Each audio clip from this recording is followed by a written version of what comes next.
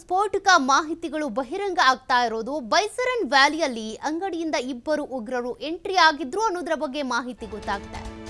ಮತ್ತಿಬ್ಬರು ಉಗ್ರರು ಏನಿದ್ದಾರೆ ಜಿಪ್ ಲೈನ್ ನಿಂದ ಕೆಳಗಿಳಿದು ಬಂದು ಅಟ್ಯಾಕ್ ಮಾಡಿದ್ರಂತೆ. ಪಹಲ್ಗಾಮ್ ದಾಳಿಯಲ್ಲಿ ಏನೇನಾಯ್ತು ಅನ್ನೋದ್ರ ಬಗ್ಗೆ ಮತ್ತಷ್ಟು ಮಾಹಿತಿ ಬಹಿರಂಗ ಆಗ್ತಾ ಇದೆ. ಬೈಸರನ್ ವ್ಯಾಲಿಯಲ್ಲಿ ಇಬ್ಬರು ಉಗ್ರರು ಅಂಗಡಿಯಿಂದ ಎಂಟ್ರಿ ಕೊಟ್ರಂತೆ. ಮತ್ತಿಬ್ಬರು ಜಿಪ್ ಲೈನ್ ನಿಂದ ಕೆಳಗಿಳಿದು ಅಟ್ಯಾಕ್ ಮಾಡಿದ್ರಂತೆ. AK-47 M4 ಗನ್ಗಳನ್ನ ಬಳಕೆ ಮಾಡಿದ್ರು ಅನ್ನೋದ್ರ ಬಗ್ಗೆ ಮಾಹಿತಿ ಗೊತ್ತಾಗ್ತಾ ಇದೆ. ಪ್ರವಾಸಿಗರ ಮೊಬೈಲ್ ಅನ್ನ ಕಿತ್ಕೊಂಡಿದ್ರಂತೆ ಉಗ್ರರು. ಮೂವರು ಪಾಕ್ ಉಗ್ರರು ಮತ್ತು ಒಬ್ಬ ಸ್ಥಳೀಯ ಉಗ್ರ ಭಾಗಿಯಾಗಿದ್ದು ಅನ್ನೋದ್ರ ಬಗ್ಗೆ ಮಾಹಿತಿ ಸಿಗ್ತಾ ಇದೆ. ಈ ಕೊಕೆರ್ನಾಗ್ ಅರಣ್ಯದಿಂದ 35 ನಿಮಿಷ ಕಾಲ್ನಡಿಗೆಯಲ್ಲೇ ಬಂದಿದ್ರಂತೆ. ಅದರ ನಂತರ ಇಬ್ಬರು ಅಂಗಡಿಯಲ್ಲೇ ಅವಿತ್ಕೊಂಡು ಕೂತಿದ್ದು, ಪ್ರವಾಸಿಗರು ಹೆಚ್ಚಾಗ್ತಾ ಇದ್ದಂತೆ ಏಕಾಏಕಿಯಾಗಿ ಬಂದು ಅಟ್ಯಾಕ್ ಮಾಡಿದ್ದು.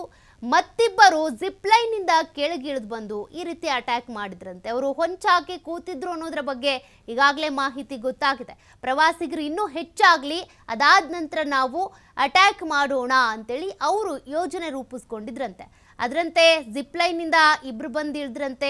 ಅದೇ ರೀತಿಯಾಗಿ ಅಲ್ಲಿ ಅಂಗಡಿಗಳಿದ್ದಾವಲ್ಲ, ಅಂಗಡಿಗಳಲ್ಲಿ ಕೂಡ ಇಬ್ರು ಅವಿತ್ಕೊಂಡಿದ್ದು, ಪ್ರವಾಸಿಗರು ಹೆಚ್ಚಾದ ತಕ್ಷಣನೇ ಬಂದು ಈ ರೀತಿ ಅಟ್ಯಾಕ್ ಮಾಡಿದ್ರು ಅನ್ನೋದ್ರ ಬಗ್ಗೆ ಮಾಹಿತಿ ಗೊತ್ತಾಗಿದೆ.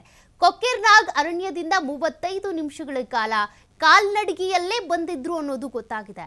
ಹಾಗಾದ್ರೆ ಅಲ್ಲಿ ಭದ್ರತೆನೇ ಇರಲಿಲ್ವಾ? ಅನುಮಾನಾಸ್ಪದವಾಗಿ ಓಡಾಡುವಂತ ವ್ಯಕ್ತಿಗಳ ಬಗ್ಗೆ ಗಮನ ಹರಿಸ್ತಾ ಇರಲಿಲ್ವಾ ಅಲ್ಲಿ? ಇದೆಲ್ಲವೂ ಕೂಡ ಪ್ರಶ್ನೆ ಆಗುತ್ತೆ. ಯಾಕೆಂದ್ರೆ ಭದ್ರತೆ ಇರುತ್ತೆ ಅನ್ನುವಂಥ ಕಾರಣಕ್ಕೇನೆ ಜಮ್ಮು ಕಾಶ್ಮೀರಕ್ಕೆ ಪ್ರವಾಸಿಗರು ಪ್ರವಾಸ ಕೈಗೊಳ್ತಾರೆ. ಬಟ್ ಈ ರೀತಿ ಆದ್ರೆ ಹೇಗೆ ಅಂತ 35 ನಿಮಿಷಗಳ ಕಾಲ ಅವ್ರು ನಡ್ಕೊಂಡು ಬಂದಿದ್ದಾರೆ, ಅಂಗಡಿಯಲ್ಲಿ ಔತ್ಕೊಂಡು ಕೂತಿದ್ದಾರೆ, ಜಿಪ್ ಲೈನ್ ನಿಂದ ಕೆಳಗಿಳಿದು ಬಂದು ಅಟ್ಯಾಕ್ ಮಾಡಿದ್ದಾರೆ.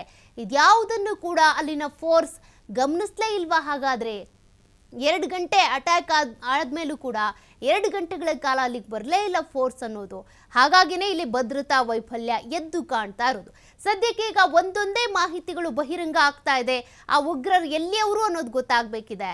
ಕೆಲವರು ಪಾಕಿಸ್ತಾನದಿಂದ ಬಂದಿದ್ರು ಅಂತಾರೆ, ಇನ್ನು ಕೆಲವರು ಅಲ್ಲಿಯ ಉಗ್ರರೇ ಅಂತಾರೆ. ಹಾಗಾಗಿ ಟೋಟಲ್ ಆಗಿ ಒಂದು 7 ರಿಂದ 8 ಜನ ಉಗ್ರರು ಬಂದಿದ್ರು ಅಂತ ಹೇಳಲಾಗ್ತಾ ಇದೆ.